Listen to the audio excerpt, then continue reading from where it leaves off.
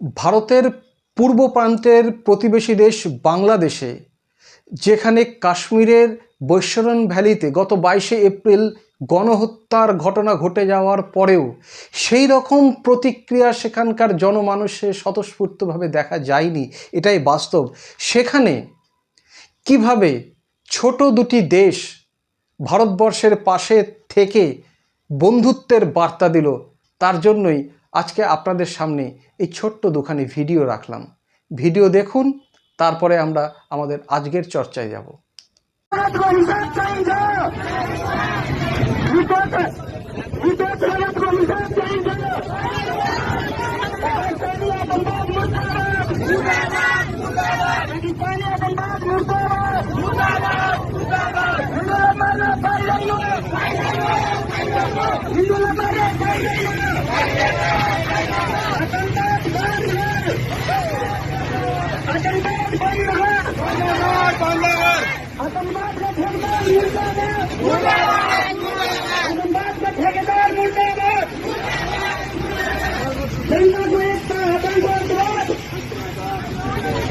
आतंकवाद को अंत्याबाद, आतंकवाद को ठेकेदार मुर्दाबाद।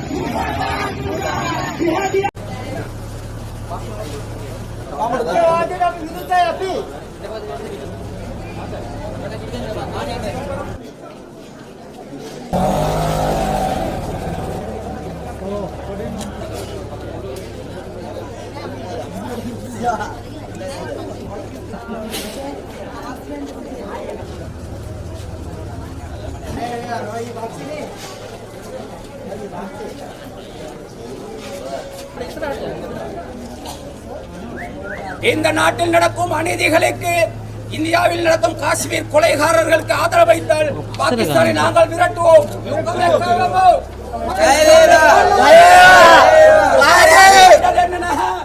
ඉන්දියාවට කාශ්මීරක අපේ ගැට ලංකාවට වෙන්න පුළුවන්.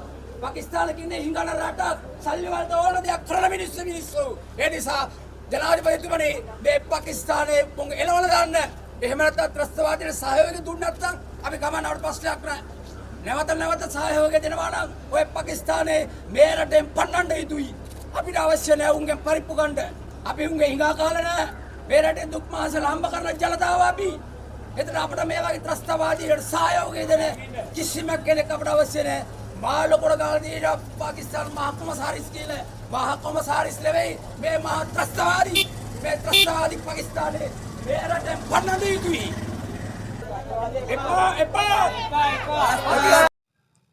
এই ছোট্ট ভিডিও দুটি সত্যি কথা বলতে আজকে আমার দিনের সেরা ভিডিও মনে হয়েছে। কেন জানেন? কারণ হচ্ছে এই ভিডিও দুটির মাধ্যমে সেখানকার মানুষ তাদের যে ক্ষোভের বহিঃপ্রকাশ এবং তারা ভারতবর্ষের মানুষদের মতো ভারতবর্ষের যে 140 কোটি মানুষ যেভাবে ক্ষোভে ফুঁসছেন, আজকে তাদের এই বিক্ষোভ প্রদর্শনকে দেখে মনে হলো তারাও সত্যিই তারা আমাদের প্রতিবেশী মানুষ। প্রতিবেশী যেরকমটা হয়, প্রতিবেশী যেরকম পাশে থেকে দাঁড়িয়ে প্রতিবেশীর দুঃখে উদ্বেলিত হয়, প্রতিবাদ জানায়। আজকে কুর্নিশ জানাই নেপাল এবং শ্রীলঙ্কা, এই দুটি দেশের মানুষদের। তারা যেভাবে স্বতঃস্ফূর্তভাবে সামনে এগিয়ে এসে পাকিস্তানের নোংরা সন্ত্রাসবাদের বিরুদ্ধে মুখ খুলেছেন, সরাসরি প্রতিবাদে সামিল হয়েছেন, প্রতিবাদে উদ্বেলিত হয়েছেন, তার জন্য অবশ্যই তাদেরকে হ্যাটস অফ জানাই। দর্শক বন্ধুরা, গত 22শে এপ্রিল বৈশ্বরণ ভ্যালিতে যেভাবে নৃশংসভাবে 26 জন মানুষকে, 26 জন নিরীহ পর্যটক যারা সেখানে জান্নাত ভেবে ঘুরতে গেছিলেন সেই বৈশ্বরণ ভ্যালি তথা কাশ্মীর পহেলগাঁওয়ের ওই জায়গায় গিয়ে প্রাণ হারিয়েছিলেন, তাদেরকে খুন করা হয়েছিল বর্বরোচিতভাবে, কাপুরুষোচিতভাবে, এবং যাদের মাস্টার মাইন্ড ছিল স্বয়ং কাশ্মীরের জঙ্গিদের পেছনে থাকা পাকিস্তানে তাদের আকারা, সেই তাদের সন্ত্রাসবাদের বলি হয়েছিল 26 জন মানুষ, এবং তাদের মধ্যে একজন ছিলেন ফরেন ন্যাশনাল অর্থাৎ বিদেশি নাগরিক। তিনি হলেন সুদীপ নিউপানে। এই সুদীপ নিউপানের বাড়ি আমাদের উত্তরের ছোট্ট বন্ধুসুলভ প্রতিবেশী দেশ নেপালে। নেপালের কাঠমান্ডুতে পাবলিক হেলথ ইঞ্জিনিয়ারিং নিয়ে একটা সংস্থায় তিনি কর্মরত ছিলেন। বৈশ্বরণ ভ্যালিতে ঘুরতে এসেছিলেন, কাশ্মীরকে দেখতে এসেছিলেন, যে কাশ্মীর জান্নাত নামে পরিচিত সেই কাশ্মীরে দেখতে এসে প্রাণটা খোয়াবেন কেই বা জানতো? তিনি তো নিজেও জানতেন না। তার মা, তার দিদি, তার জামাইবাবু সহকারে পরিবার সহ যখন তিনি বৈশ্বরণ ভ্যালিতে ঘুরে বেড়াচ্ছিলেন, আচমকায় সন্ত্রাসবাদীদের হামলায় তাকে প্রাণ দিতে হলো। সে ফিরতে পারল না নেপালে। নেপালের মানুষ এটা মেনে নিতে পারছেন না। নেপালের মানুষ ক্ষোভে ফুঁসছেন, যেমন করে ভারতবর্ষের 140 কোটি মানুষ ক্ষোভে ফুঁসছেন, ঠিক তেমনি করে নেপালের মানুষ, বিশ্বাস করুন, ভীষণ ভীষণ পরিমাণে ক্ষোভে ফুঁসছেন পাকিস্তান প্রমোটেড এই সন্ত্রাসবাদের বিরুদ্ধে। এতটাই তাদের মধ্যে ক্ষোভ, তাদের নিজের ছেলেকে হারিয়ে তারা এতটাই ক্ষোভে ফুঁসছেন যে আজকে নেপাল জুড়ে বিভিন্ন জায়গায় পাকিস্তানের বিরুদ্ধে গর্জে উঠছে সাধারণ সেখানকার জনতা, যাদের দেখে লজ্জা পাওয়া উচিত বাংলাদেশের মানুষদের, যে সেখানে আজকে এই টেরোরিজমের বিরুদ্ধে সেরকম কোনো মুখ কাউকে খুলতে দেখা গেল না। শুধুমাত্র একটা ঘটনার পরের দিন দায়সারা স্টেটমেন্ট ঝেড়েই সরকারি তরফে দায় ঝেড়ে ফেলার চেষ্টা করা হয়েছে। আমরা দেখেছি, আমরা বুঝতে পারি। কিন্তু ভারতবর্ষের অপর প্রতিবেশী দেশ নেপাল এবং দক্ষিণতম প্রতিবেশী দেশ শ্রীলঙ্কা, এরা কিন্তু হিপোক্রেসি, ভণ্ডামিটা করেনি। এরা সরাসরি রাস্তায় নেমে বুঝিয়ে দিয়েছে যে তারা ভারতবর্ষের পাশেই আছেন। তারা পাকিস্তানের এই পাকিস্তান স্পন্সর টেররিজমকে তারা কোনোদিনও সমর্থন করেন না এবং তারা করবেনও না। ক্ষোভে ফুটে উঠেছেন সেখানকার মানুষ। ভিডিওতে দেখলাম সেখানকার মানুষ, শ্রীলঙ্কার বিশেষ করে মানুষরা, তারা একটা ভাষায়, তাদের ভাষায় কথা বলছেন এবং সম্ভবত সেখানকার যে তামিল জনগোষ্ঠীর মানুষ, তারাই আজকে কলম্বোতে এসে সেখানকার পাকিস্তানের হাই কমিশনের অফিসের সামনে এসে তারা ক্ষোভে ফেটে পড়েন। শেম অন পাকিস্তান, পাক টেরোরিজম মুর্দাবাদ ইত্যাদি তাদের প্ল্যাকার্ড হাতে নিয়ে তারা অনেকক্ষণ ধরে সেখানে বিক্ষোভ দেখান। একই রকম বিক্ষোভ নেপালেও, একই রকম বিক্ষোভ শ্রীলঙ্কাতেও। শ্রীলঙ্কার মানুষ টেরোরিজম কি, সন্ত্রাসবাদ কি, তারা হাড়ে হাড়ে লক্ষ্য করেছে। বেশ কয়েক বছর আগে সেখানেও ব্যাপক পরিমাণে সন্ত্রাসবাদের থাবা বসে গেছিল। সেই সন্ত্রাসবাদের শিকার হয়েছিল প্রচুর মানুষ, সেখানে প্রচুর মানুষকে প্রাণ দিতে হয়েছিল এবং তারা জানতো এই সন্ত্রাসবাদের সূতিকাগার, তারা জানেন ভালো মতো, পাকিস্তান ছাড়া আর কেউ না। বিশ্ব ইতিহাসে যদি কয়েকটি দেশ থাকে, তার অন্যতম একটি দেশ পাকিস্তান, যে ফেইল্ড কান্ট্রি, ব্যর্থ দেশ, সন্ত্রাসবাদী দেশ, এই পাকিস্তান এদের সূতিকাগার। তাই পাকিস্তান তাদের দেশে কোনো রকম ভবিষ্যতে কাণ্ড ঘটাবে না, তারা শিওর না। আর যাতে ঘটাতে না পারে, তার পাকিস্তান তার দাঁত নখ বার করতে না পারে, তাদের ঘৃণ্য মানসিকতায় সেখানকার মানুষদের যারা বিপদে না ফেলতে পারে, সেই জন্য সেখানকার মানুষও গর্জে উঠেছেন।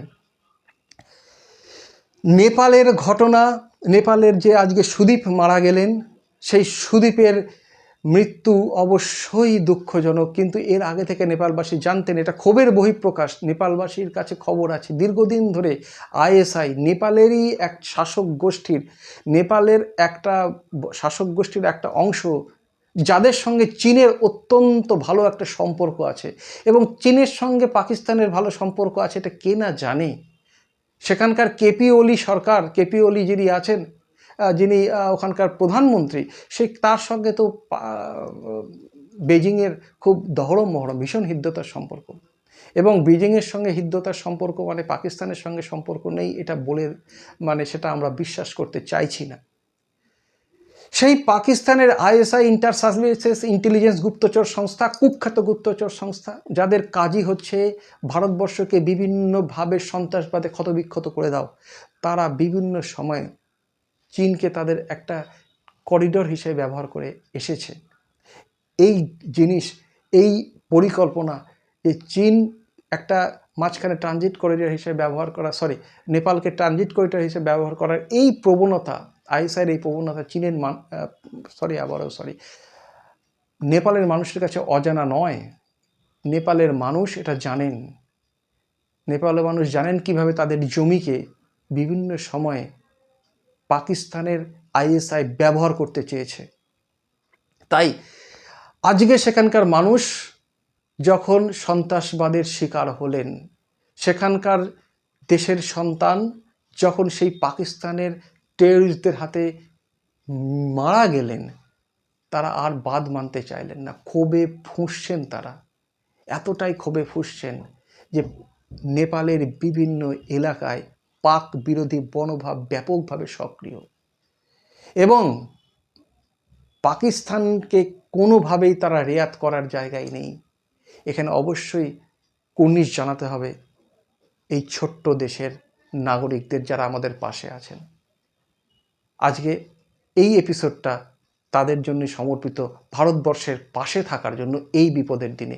ভারতবর্ষ নিশ্চয়ই এই বন্ধুসুলভ মর্যাদা আগামীতে রক্ষা করবে, যেটা আগেও তারা করে এসেছে। বিভিন্ন সময় যেভাবে শ্রীলঙ্কা, ভারতবর্ষ যেভাবে শ্রীলঙ্কা এবং নেপালের পাশে দাঁড়িয়েছে, তাতে আগামীতে এই বন্ধন আরও নিবিড় হবে বলেই আমার দৃঢ় বিশ্বাস। তবে এটাও একটা শিক্ষার, যেখানে অন্যান্য বড় বড় শক্তিরা তারা শুধুমাত্র স্টেটমেন্ট দিয়ে তাদের দায় সেরে ফেলেছে, সেখানে কিন্তু এই ছোট দুটি দেশ তারা কিন্তু শুধুমাত্র স্টেটমেন্ট দেয়নি, সেখানকার মানুষ সোৎসাহে রাস্তায় বেরিয়ে এসে এই উগ্রপন্থার বিরুদ্ধে সরব হয়েছে। হ্যাটস অফ তাদের। আজকে এই পর্যন্ত। আমি শান্তনু ঘোষ। আপনাদের মতামত নিশ্চিতভাবে কমেন্ট বক্সে লিখবেন, সমৃদ্ধ করবেন। ভালো লাগলে অবশ্যই লাইক এবং শেয়ার করবেন। আজকে এই পর্যন্তই। জয় হিন্দ।